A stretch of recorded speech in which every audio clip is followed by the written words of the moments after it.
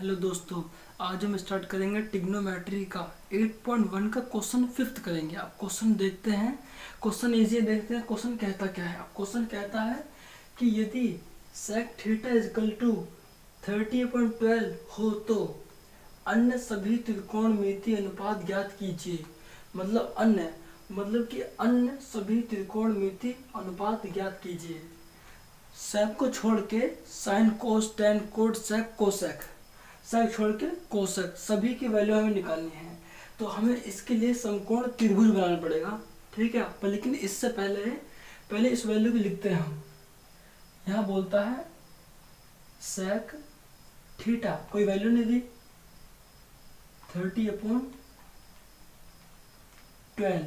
आपने लाल करके बटा पढ़ा है, लाल बटे कका,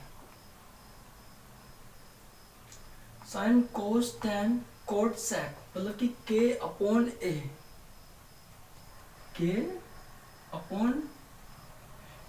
ये तो हो गया। अब मतलब कर्ण दिया है और आधार दिया है, मतलब कि हमें लंब निकालना है। हमने यहाँ बनाया समकोण त्रिभुज।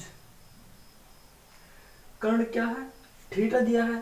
तो हम क्या ऐसे देखें कि यहाँ ये सब, यहाँ ये चीज यहाँ आएगी, कुछ ऐसा नहीं है। मतलब कि कर्ण क्या है? कर्ण है 13 और आधार क्या है? आधार है 12। अब हमें निकालना है लेंथ निकालनी। तो अब यहाँ पे हम इसको कुछ भी नाम दे सकते हैं, ABC या फिर PQR, कुछ भी दे दो, ठीक है। अब कर्ण दिया है और आधार दिया है, तो हमें निकालना है लंब निकालना है। कर्ण का स्क्वायर इक्वल टू लंब का स्क्वायर प्लस आधार का स्क्वायर, ठीक है।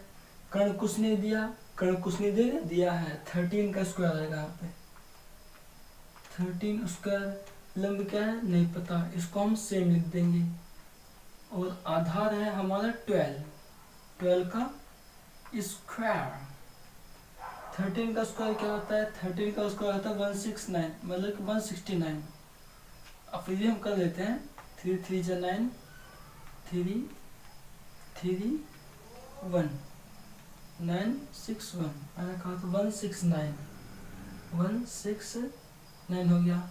लंब क्या दिया है? नहीं पता हमें, उसको हम ऐसे ही उतार देंगे सेम। प्लस आधार क्या है?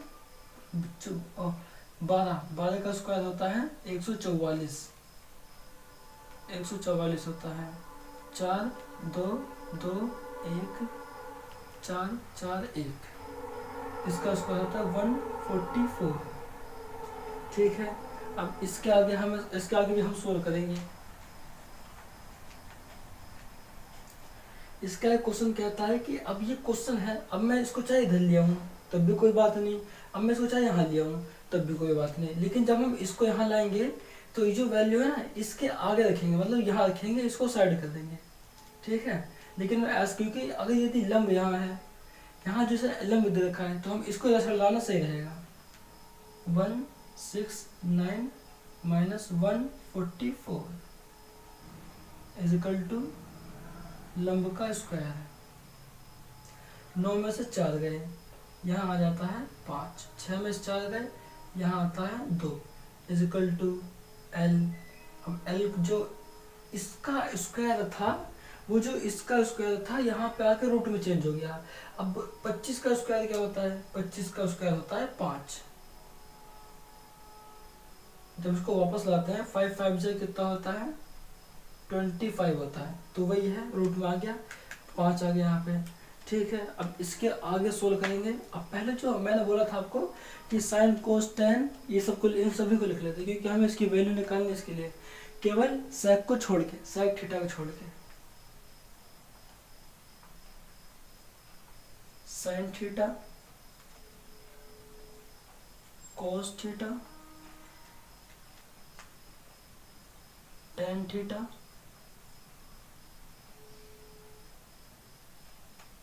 कोट सेक दे रखा है, सेक का नहीं निकालना, कोसेक, मतलब कि 5 के निकालने हैं, कोसेक थीटा। तो साइन क्या है, एल अपॉन के, एल अपॉन के। कोस क्या है, ए अपॉन के, और टेन है एल अपॉन ए।